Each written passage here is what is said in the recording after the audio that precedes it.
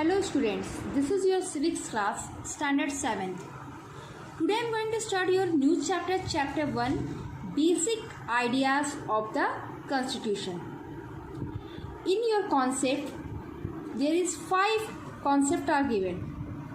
The constitution, its meaning, the role of the constitution, assembly, the preamble, the nature of state, the other objectives of the constitution. First of all, I will arise one question. When was the Constitution of India came into effect? Your answer will be 26th January 1950. It means the Republic is governed in terms of the Constitution of India, which was adopted by the Constitution Assembly on 26th November 1949 and came into force on 26th January 1950. Understood? So first of all we will start, what is a constitution? Why we need constitution? It means a country is governed by a set of written rules and regulations which define the powers and function of the organs of a government. It is called the Constitution. It is regarded as the fundamental law of the land, and all others law are framed according to the principles and ideals laid down in it. India has written constitution. It is the world's most detailed constitutional document. So, I will ask you one question. What is a constitution? Second, why is constitution needed? Why it is needed? It is needed because we need a government to protect our natural right to life, liberty and property. The Constitution is the fundamental law within which the government must operate. Understood? Next topic, drafting of the Constitution. Who drafted the Indian Constitution? You know, Dr. B.R. Ambedkar. On 29th August 1947, the Constitution Assembly set up a drafting committee under the chairmanship of Dr. B.R. Ambedkar to prepare a draft Constitution for India. The Constitution of India was adopted on 26th November 1949, and the honorable members and their signature to it on 24th January 1950. So, it was formally adopted on 26th January 1950. India became a republic on that day. Now the next topic is the preamble. So, first question, who wrote the preamble of India? Jawaharlal Nehru wrote the preamble of India. What is the meaning of preamble? It means the preamble to the Indian Constitution is a brief introducing statement which outlines the basic principles and the main objective of the Constitution. It describes Indian state as sovereign, democratic republic. The 42 constitutional amendment in 1976 added the word socialist and secular to it. In a book also given, it has two purposes. It indicates the source from which the Constitution gets its authority. It also states the object which the Constitutions seek to establish and promote. So here I will ask one question. What are the two main purposes of the preamble. Okay. Now the next topic is feature of the preamble. Our constitution begins with the preamble, which reflect the moral or basic value of our constitution. The preamble starts with the word "We the people of India." In your book also given. Look at here, preamble. We the people of India. It means that the people of India are the source of every type of authority. Even the government is elected by the citizens of India. Let us now study in detail the feature of the preamble. In your book also given your first features given, sovereign. It means India is free from any type of internal or external pressure. It is free to form and implement its own policies, and no one can dictate terms to it. Understood? Now next is given secular. The preamble declares that our country is a secular country. It means that there is no state religion.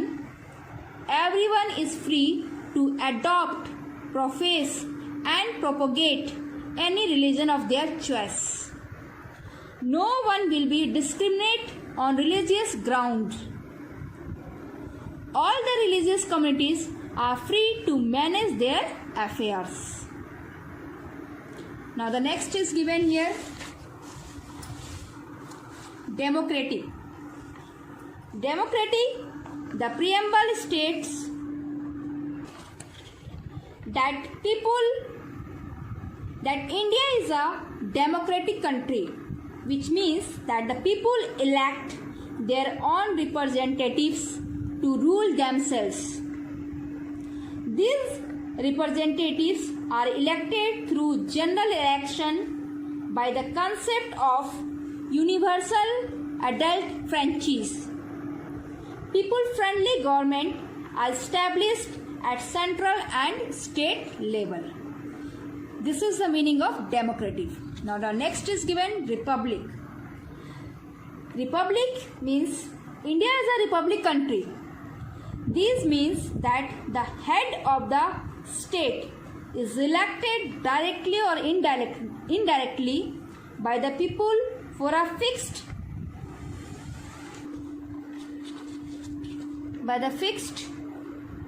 tenure of 5 years, and the rule by inheritance concept is not valid in the country. Understood? Now the next one is last one, socialist. India aim to establish a social and economic system that is free from any type of exploitation and where there is an equality and fair distribution of wealth. India as a state should provide equal opportunities of development for all its citizens. Understood? According to your full paragraph, I will ask you 2 important questions. Number 1, what is the importance of preamble? Number 2, what are the main features of preamble of Indian Constitution? Now the next topic is the objective of the government. It means the objective of the government is to establish justice, liberty, fraternity. Justice means our preamble talk about 3 kinds of justice. These are social justice. It means there is no discrimination on the basis of caste, race, gender or religion. Second, economic justice. It aims to bridge the gap between the rich and the poor. Third, very important, political justice.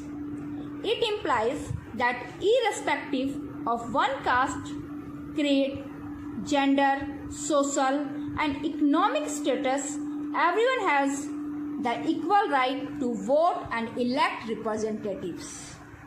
This is the meaning of full justice. Now the next one is your liberty. It means every individual enjoy the right to freedom of thought, speech, religious belief and worship. Next, equality.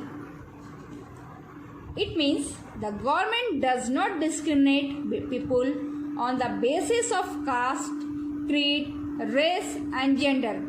All citizens are equal before the law and enjoy equal protection of the law. Next, last one, fraternity.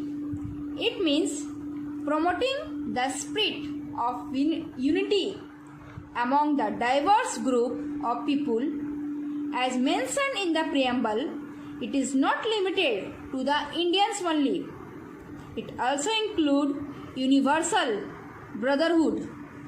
A spirit of brotherhood and unity is essential for a democracy to work. These are the meaning of liberty, equality and fraternity.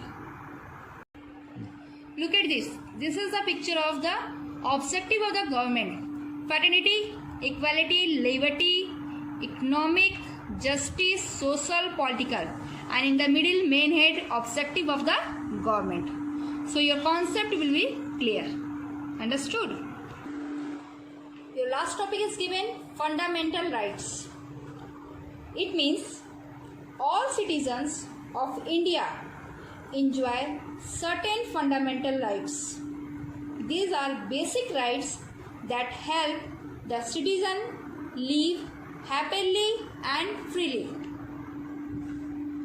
They help in the economic, social, cultural and political development of the country. Part 3rd of the Indian Constitution ensure 6 fundamental rights to all Indian citizens. In your book given, number 1, right to equality, right to freedom, right against exploitations, right to freedom of religion, cultural and educational rights, right to last one, right to constitutional remedies. This is your picture of fundamental rights. Right to equality, right to freedom, right against exploitations, right to freedom of religion, cultural and educational rights, right to constitutional remedies. These are your fundamental rights. Now one by one I will explain you. Number 1 is given the right to equality. The right to equality treat all citizens as equal before the law. Therefore, it ensures the following rights. Number 1, equality before the law and equal protection of law within the territory. Number 2, the government cannot discriminate on the ground of color, caste, class, gender and creed.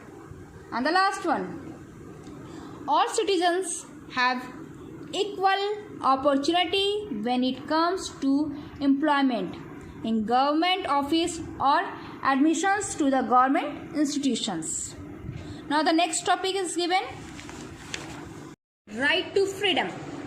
The right to freedom is aimed at protecting people from the repressive act of the government. It ensures that nobody is punished without being proved guilty in a court of law.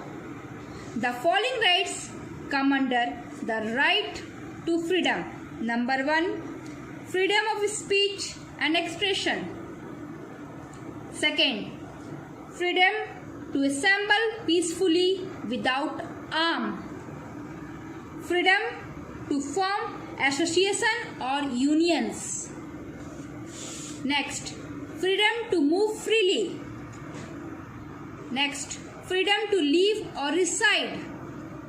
Next, freedom of profession. And the last one, right to education.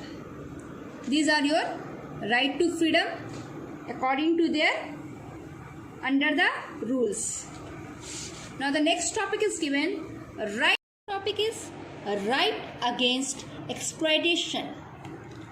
This right ensure fair treatment and a dignified life to all. According to this right, no citizen can be forced to work against her, his will or without payment. Often, women and children are exploited and made to work at low wages. The right against exploitation prohibit employment of children below the age of 14 in factories or mines. It also prohibits human trafficking. Now the next topic is right to freedom of religion.